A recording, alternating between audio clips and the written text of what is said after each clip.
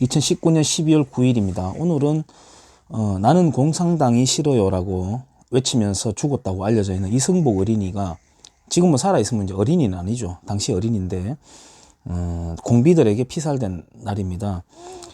울진 삼척 무장공비 사건으로 알려진 그 사건은 68년 10월 30일부터 11월 2일까지 세 차례에 걸쳐가지고 총 120명이 들어와서 모태똥식 도시 주변의 농촌을 거점으로 해방구를 만들고 베트콩식 게릴라 전술을 했던 그런 방식의 사건이었습니다. 지금은 그런 것 필요 없습니다. 지금은 굳이 그렇게 힘들게 할 필요 없이 그냥 정당 활동으로도 얼마든지 할 수 있는 그런 나라가 되어버렸습니다. 어저께 주말에는 이석기를 석방하라라고 하는 인간들이 대한민국 수도 한복판을 가두 시위를 벌이는 놀라운 일이 벌어지는 그런 시대입니다. 우리는 공산당이 싫어요라고 하는 책이 있습니다. 여기서는 이제 뭐냐면은 이승복 어린이는 가짜다, 날조된 것이다라고 하던, 그러니까 칼기 폭파 사건 때에도 그거는 날조되었다라고 했던 그 변호사가 있습니다만은, 물론 그 사람들의 이제 민변이라고 하는 그 계통의 사람이죠. 그 다음에 이 이승복 어린이를 부정하는 아니다라고 했던, 그렇게 해서 이승복 어린이를 정말 2번 죽여버린 그 사악한 인간들이 김종배라고 하는 대표적인 사람이 있습니다만은, 자, 이런 책도 있습니다. 울진 삼척 무장공비 침투 사건. 100년 동안 출판사에서 나온 책입니다. 김종배 씨는 여러분들이 아마 아시는 분이 많을 겁니다. 지금도 아마 라디오 프로그램을 진행하고 있는 걸로 알고 있어요. 수염을 이렇게 듭수룩하게 기르고 목소리가 굵직한 게 그럴듯한 목소리를 갖고 있는 사람인데요.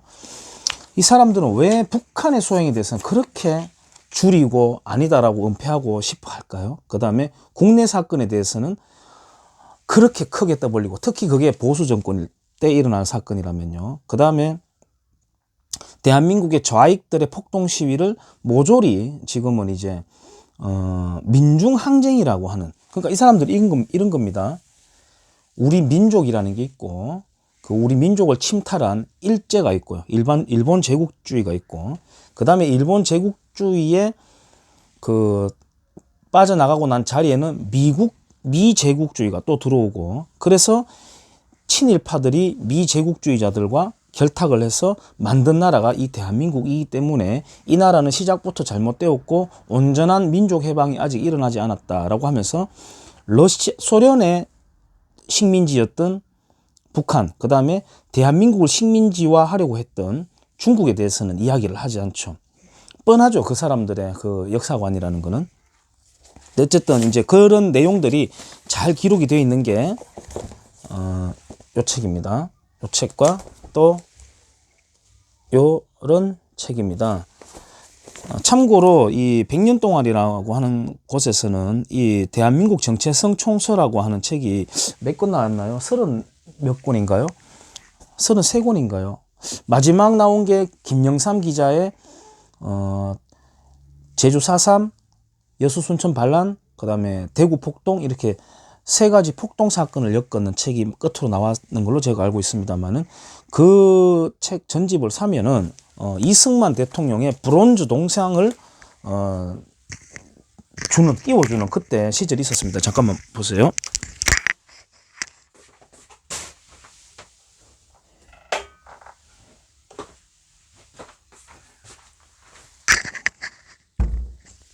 자, 바로 요 동상입니다. 김영동이라고 하는 조각가, 유명한 조각가예요. 그분이 이제 만든 건데요.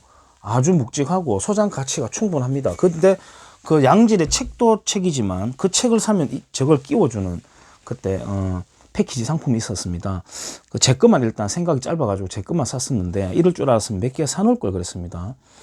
근데 그랬고, 지금도 100년 동안에 얼마 전에 제가 전화하니까 몇 개 남았다는 말 들었는데, 혹시 관심 있는 분들은 전화해 보시면 될 것 같고요. 이런 자들이 지금 김종배라고 하는 대표적인 이런 자들이 아직까지 대한민국에서 돈 벌어먹고 살고 있다는 자체가 너무나도 모멸감을 느낍니다. 국가 정체성을 지키는 기념관 현황이라는 표에 보면요. 이게 2015년 기준인데요.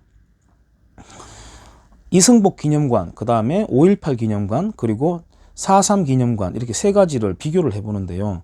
여기에 제주 4.3 기념관 같은 경우에는 1급 공무원이 1명, 그 다음에 5.18 기념관 같은 경우에는 4급 공무원이 1명, 이승복 기념관 같은 경우에는 6급 공무원이 1명, 그 다음에 총 직원은 이승복 기념관에 11명, 5.18 22명, 4.3 19명입니다. 제주 4.3에 대해서는 토착 공산주의자 박원순 씨가 얼마나 제주 4.3 사건을 아주 오염시켜 놨는지를 제가 다시 한번 나중에 말씀드리겠습니다. 이거는 이제 2014년도 총 예산 현황인데요. 이승복 기념관 단위는 만원입니다. 일십, 백, 천만, 10만. 제주 4.3에 어마어마한 돈이 들어갔습니다. 이때 이 기획을 했던 때가 그 박원순 씨가 기획을 했거든요. 면적에서라든지 관리하는 공무원에서라든지 예산액에서라든지 너무나도 초라한 규모를 갖고 있는 게 이승복 기념관입니다.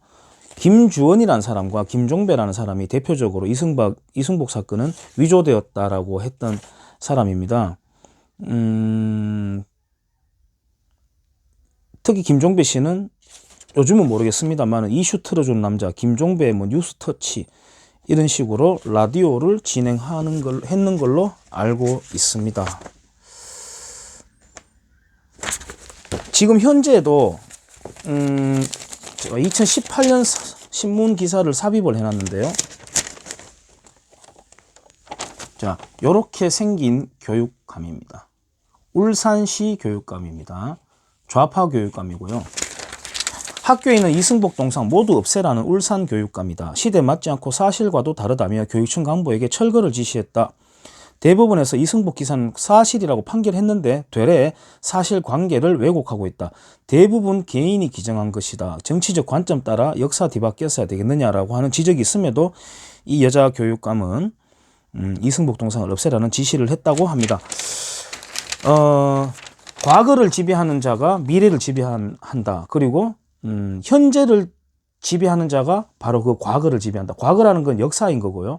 현재 권력자가 역사를 바꾸고 미래까지 바꿔버린다라고 하는 말의 뜻인데 조지 오웰이 한 말입니다.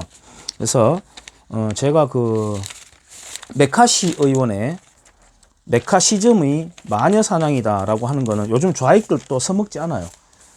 그거 선동하지마 색깔론이야라고 써먹지 않습니다. 다 사실을 밝혀졌기 때문이죠. 그런데도 철모르게 얼마 전에 메카시 선풍을 아직 하고 있다. 마녀사냥이 끝나지 않고 있다라고 하는 모 학자가 있었는데 제가 그 학자를 씹으면서 다시 말하겠습니다만은 지금은 반공의 정신 또 나아가서 멸공의 정신을 오히려 더 살려서 지금 숨을 헐떡이고 있는 마지막 남은 중국의 공산주의 심장에 굵은 대못을 박아 넣어야 되는 시대입니다. 지금 최악의 발악을 하고 있고 그의 하수인 김정은이도 최후의 발악을 하고 있고 남한의 좌익들도 역시 거기에 내응을 해서 최후의 발악을 하고 있습니다. 최후의 발악을 할 때 가장 치열하게 덤벼들고 그 다음에 혹시나 이러다가 우리나라가 망하지 않을까 하는 위협으로 느껴질 만큼 강력한 반발을 하는데요. 그만큼 지금 끝이 다 달았다는 겁니다. 정말 반공이다, 멸공이다라고 하면 촌스럽다, 꼰대 같다라고 표현을 하겠지만요. 그 반공, 멸공 속에 굉장한 세련미, 굉장한 진보, 굉장한 문명이 있다는 걸 알아야 될 겁니다.